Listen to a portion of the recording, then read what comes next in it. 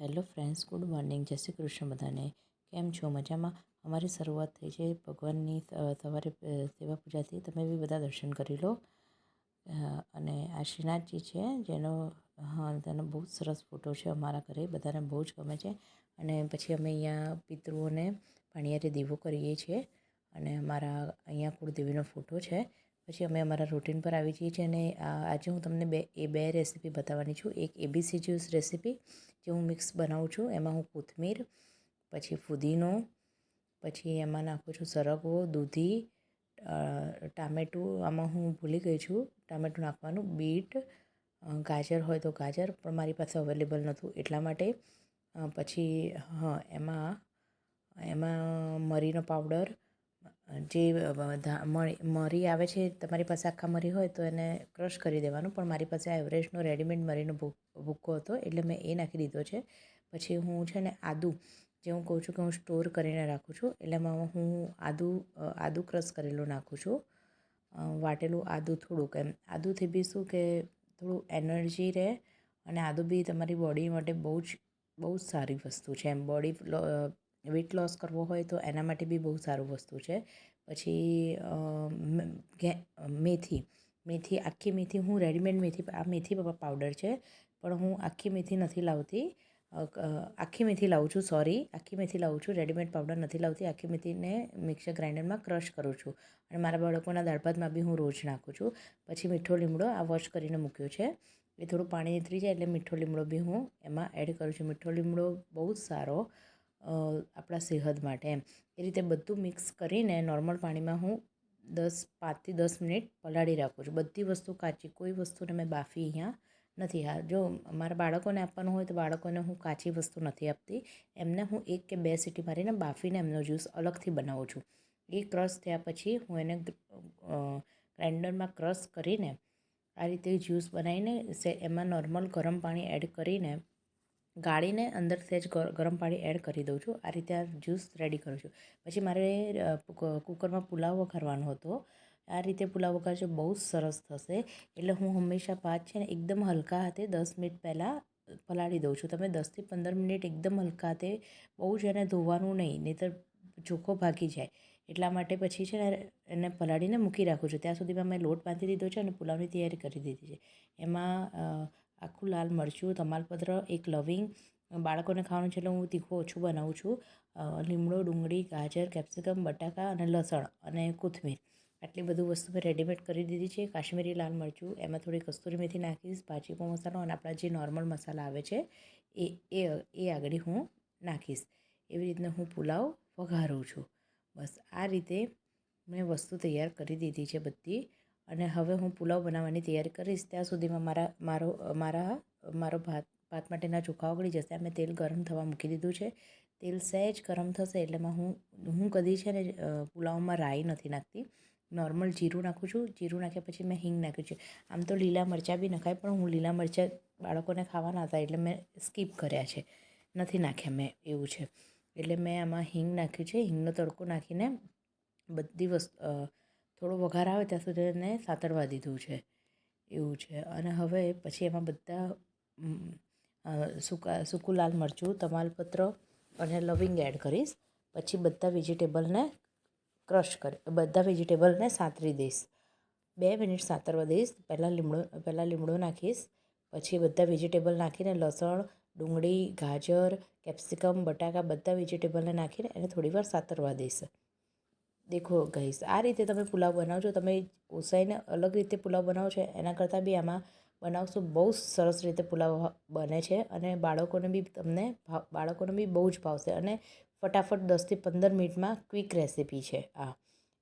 બસ આ વસ્તુ હું સાંતળી રહી છું. બધી વસ્તુ 2 થી 3 મિનિટ સાંતળાઈ જશે આમાં.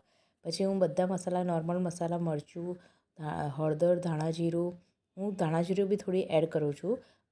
ગરમ મસાલો નાખવો હોય તો નખાય, પણ મેં નથી નાખ્યો ગરમ મસાલો. પછી પાઉંભાજી મસાલો મેં એડ કર્યો છે, એટલે થોડો તમને ટેસ્ટમાં બહાર જેવો ટેસ્ટ આવશે. કોઈ વાર ટ્રાય કરી જોજો, આ વસ્તુ બહુ સરસ લાગે છે. પછી અહીંયા એડ કરીને મેં આ તમે એવું ના માનતા કે લાલ મરચું છે, ઓનલી કાશ્મીરી મરચું છે જે મેં એડ કર્યું છે. ખાલી કલર માટે. બાકી મારો પુલાવ તીખો નથી બનાવ્યો. અમે આટલું બધું મરચું નથી ખાતા એવું છે, અને બાળકો માટે હોય એટલે હું એટલું તીખું નથી બનાવતી. આ પાઉંભાજી મસાલો છે જે હું હવે અંદર એડ કરીશ. એનાથી બહુ જ સરસ ટેસ્ટ આવે છે. તમે કલર બન્યા પછી કલર બી દેખજો, બહુ જ સરસ આવશે અને એકદમ ખીલો છૂટો, જાણે તમે અલગથી ભાત ઓસાઈને અલગથી વઘાર્યો હોય એવો ટેસ્ટ આવશે ને. અને એવું લાગશે કે તમે અલગથી સેમ બહાર જેવો બનાવ્યો છે. કોઈ દિવસ આ રીતે ટ્રાય કરી જોજો. બાકી તો બધાને બનાવવાની રીત અલગ અલગ હોય છે. અમને તો હવે આ રીતે બધાને ભાવે છે એટલે આ રીતે અમે બનાવીએ છીએ એવું છે. દેખો આ કસ્તુરી મેથી આમાં એડ કરી છે મેં. પછી મેં મીઠું એડ કર્યું છે એમાં, અને લાસ્ટમાં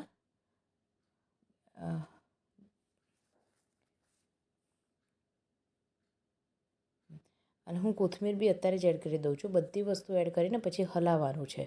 હલાવીને હવે હું એમાં ચોખા એડ કરીશ સહેજ, અને એકદમમાં 2 મિનિટ માટે હલાવીને 2 મિનિટ માટે સાતરવાનું છે એવું છે. અને બસ જો આ સાતરી ગયા પછી હું આમાં ચોખા એડ કરીશ. બરાબર છે. જો આ ચોખામાંથી મેં પાણી કાઢી દીધું છે અને ચોખા એડ કરીને એકદમ હલકા હાથે હલાવવાનું છે. એને બહુ જ આમ બહાર દઈને હલાવશો તો પછી એનો દાણો તૂટી જશે, તો આખા ખીલા પુલાવ નહીં થાય. એટલે તમે જ્યારે વોશ કરો ને ત્યારે બી એકદમ હલકા હાથે વોશ કરીને 2 થી 3 વાર વોશ કરીને એનું જે પાણી હોય એ કાઢી દેવાનું છે. અહીંયા હું એકદમ હલકા હાથે એને કરી દઈશું. દેખો તમે જોઈ રહ્યા છો. હવે બસ એમાં પાણી એડ કરીશ. પાણી બી બહુ જ એડ નહીં કરવાનું. તમે પાણી વધારે એડ કરશો તો પુલાવ છૂટો નહીં બને, લોંદો થઈ જશે. એટલે પુલાવ નહીં લાગે, થોડો ચીકણો થશે ને થોડો લોંદો થઈ જશે એવું થશે. દેખો હું અહીંયા પાણી બી એકદમ નોર્મલ રીતે એડ કરી રહી છું. દેખો બસ આટલું જ પાણી એડ કરવાનું. આશરે જ મેં તો એડ કર્યું છે. મેં પરફેક્ટ નથી, હું રેગ્યુલર બનાવતી એટલે મને થોડો આઈડિયા આવી જાય કે કેટલું એડ કરીશ તો પાણી કેટલું એડ કરીશ તો મારે એમાં આ રીતે કરવું પડશે એમ. દેખો ગાઈસ બધું થઈ ગયું છે. હવે આમાં શું છે, હું ઉપરથી ઘી એડ કરું છું, પણ એકચ્યુઅલી મારે લેટ થતું હતું તો મેં ઘીની બોટલ મારે ઓપન કરવાની હતી. એટલે એમાં 5 થી 10 મિનિટ લાગી જાય એટલા માટે મેં આમાં બટર એડ કરી દીધું છે. મિનિંગ તો બંનેનો સેમ જ છે એટલા માટે. બાકી તમે આવી રીતે વઘાર કરીને ઉપરથી 2 થી 3 ચમચી વઘારમાં ઘી નાખજો. બહુ જ સરસ પુલાવ બનશે તમારો. દેખો તમે જોઈ શકો છો કે મેં કેવી રીતે પુલાવ બનાવ્યો છે. બસ હવે હું કુકર બંધ કરી દઈશ અને ઓન્લી 2 સીટી મારીશ. 2 સીટીમાં આપણો પુલાવ રેડી થઈ જશે. વિધિન 15 મિનિટ્સમાં આપણો પુલાવ રેડી થઈ જશે. તમે ક્યાંક બહાર ફરીને આવ્યા હોય, કંઈ બી હોય તો ક્વિક રેસીપી બનાવી હોય તો ખીચડી કરતાં બી પુલાવ અને જોડે રાયતું બનાવો તો બહુ સરસ લાગે. દેખો તમે મારો પુલાવ દેખી શકો છો, એકદમ છૂટો થયો છે. દેખો થયો છે ને મસ્ત બહાર જેવો પુલાવ. તમે એકવાર આ બનાવી જોજો, બહુ જ સરસ પુલાવ બનશે તમારો. અને આજની થાળી છે અમારી લંચની જમવાની. પાલક પનીરનું શાક, પછી છે દેખો પાલક પનીરનું શાક, ડુંગળી મરચાં રોટલી, લસણ ચણા મેથી લસણનું અથાણું, દહીં, પુલાવ અને જોડે પાપડ અને સેવ. હવે જે રીતે મેં તમને કીધું હતું કે રસને કે ભાત કે પુલાવ બનાવ્યો છે એટલે અમારે પછી દાળ ભાત તો અમારે રેગ્યુલર હોતા નથી ને આજે પુલાવ બનાવ્યો છે એવું છે. અને પછી હવે મેં સાંજે છે ને ગાંઠિયાનું શાક બનાવ્યું હતું. આ એની તૈયારી કરી છે. ડુંગળી છે, ગાંઠિયાની બી હું તમને રેસીપી આપું છું. ડુંગળી છે, ટામેટું છે, લસણ હું ભૂલી ગઈ હતી નાખવાનું એવું હતું. અને એના માટે હું છે ને દહીંનો અલગથી વઘાર કરું છું. અલગથી બનાવીને 10 મિનિટ મૂકી રાખું છું. આ દહીં છે એમાં મેં કાશ્મીરી લાલ મરચું, પછી ગરમ મસાલો અને હળદર આ રીતે એડ કરીને એને 5 થી 10 મિનિટ દહીં ફેડીને મૂકી રાખવાનું. ત્યાં સુધી તેલ મૂકી દેવાનું. જ્યાં સુધી તેલ મૂકીને તમે ડુંગળી સાંતળો ત્યાં સુધી એ દહીંમાં આ બધા મસાલા મિક્સ કરીને મૂકી રાખો. તો જે રીતે તમે અમુક લોકો ડાયરેક્ટ નાખતા હોય છે પણ મને એ ઓછું ભાવે છે. એમાં કેવું થાય છે, ફાટી જાય છે અને એનું મિનિંગ નથી થતું એટલા માટે. દેખો આ મેં પેસ્ટ બનાવીને મૂકી દીધી છે. હવે જ્યાં સુધી તમારી ડુંગળી ટામેટાં સાંતળાશે ત્યાં સુધી આ પેસ્ટ રેડી થઈ જશે. આમાં એક વસ્તુ છે, મીઠું અત્યારે એડ નહીં કરવાનું આમાં. જો મીઠું એડ કરશો તો તમારું કેવું ગાંઠિયાનું શાક ફાટેલું આમ છાશ ફાટી જશે એટલે મીઠું હંમેશા ડુંગળી ટામેટાં અને મસાલા સાતરી જાય પછી તમે જ્યારે આ દહીં વઘારમાં નાખો અને દહીં ઉકળી ગયા પછી તમે જ્યારે ગાંઠિયા નાખો ત્યારે લાસ્ટમાં મીઠું અને ખાંડ બંને વસ્તુ ખાંડ એડ કરવાની. ઘણા લોકો ખાંડ કરે છે, ઘણા લોકો નથી કરતા. અમે લોકો કરીએ છીએ ખાંડ એડ, એવું છે. અહીંયા તેલ આવી ગયું છે, મેં રાઈ નાખી છે, હિંગ નાખી છે. હવે આ આવશે પછી એને થોડું સાંતરવા દઈશ. અહીંયા તમે લીલા મરચાં અને લસણ બી એડ કરી શકો છો, પણ લીલા મરચાં મેં કીધું બાળકોને ખાવાનું એટલે હું નથી કરતી અને અમારા ઘરમાં બધાને એસિડિટીની પ્રોબ્લેમ થાય છે એટલા માટે. અને લસણ હું ભૂલી ગઈ છું ઉતાવળમાં, બહારથી આવેલી ને એટલા માટે મારે થોડી ઉતાવળ હતી. એટલે મેં ડુંગળી ટામેટાં અહીંયા ક્રશ કરી દીધા છે, તમે દેખી શકો છો. ડુંગળી ટામેટાં ક્રશ થાય એટલે પછી મેં જે દહીંની જે પેસ્ટ બનાવી હતી એ દહીંની પેસ્ટ હું આમાં એડ કરીશ. આ રીતે તમે ટ્રાય કરજો, બહુ સરસ ગાંઠિયાનું શાક બને છે. પણ મીઠું લાસ્ટમાં હંમેશા એડ કરવાનું. બસ જો અહીંયા આગળ મેં દહીંની પેસ્ટ નાખી દીધી છે. દહીં નાખીને પાણી નાખીને અંદર હલાવું છું. હવે એ ઉકળશે 5 મિનિટ પછી, કારણ કે આમાં તો કેવું એને થોડી વાર ઉકળવું પડે. પછી ગાંઠિયા નાખો એટલે તમારે બધું પાણી ચૂસી જ લેશે. એ જેવું ઉકળશે એમાં હું ગાંઠિયા નાખીશ. દેખી લો આ ઉકળ્યું છે બસ આમાં. અને અહીં આગળ જ્યારે મેં મીઠું અને ગાંઠિયા નાખ્યા પછી મેં મીઠું અને ખાંડ નાખ્યું હતું, પણ એ મારાથી વિડીયો લેવાનો ભૂલાઈ ગયો છે, એવું છે. પણ એટલે હવે આ ઉકળી ગયું પછી હું ગાંઠિયા નાખીશ. જેવા ગાંઠિયા નાખીશ એ સમયે તમારે મીઠું અને ખાંડ બંને વસ્તુ એડ કરવાનું. પણ એ મારે આમાં એડ રહ્યું મેં બતાવ્યું છે જો. હા, એમાં ખાંડ થોડી નાખી છે. અમારે સહેજ ગળચટ્ટું જોઈએ છે, એટલે ઘણા લોકો કાઠિયાવાડમાં તો બિલકુલ નથી નાખતા. તમારા ટેસ્ટ પ્રમાણે તમારે ખાંડ આમાં એડ કરવાની, એવું છે. અને મીઠું લાસ્ટમાં એડ કરવાનું ગાંઠિયાના સમયે, એવું છે. હવે ગાંઠિયા એડ કરવાના આમાં જ્યારે ઉકળી જાય પછી. તમે ગાંઠિયા નાખશો એટલે તરત શાક રેડી થઈ જશે, કારણ કે ફટાફટ પાણી ચૂસે, એટલે ચણાનો લોટ હોય એટલા માટે. અને આ શાક કેવું કે જ્યારે જમવું હોય એના વિધિન 5 થી 10 મિનિટ્સ પહેલાં બનાવવાનું. 5 થી 7 મિનિટમાં શાક રેડી થઈ જાય છે જો ગાંઠિયા રેડીમેડ હોય તો. બસ આજની આ રેસીપીથી આ અમારી આજે ડિનર છે. ગાંઠિયાનું શાક, રોટલી, લસણનું અથાણું, છુંદો અને ગોળ.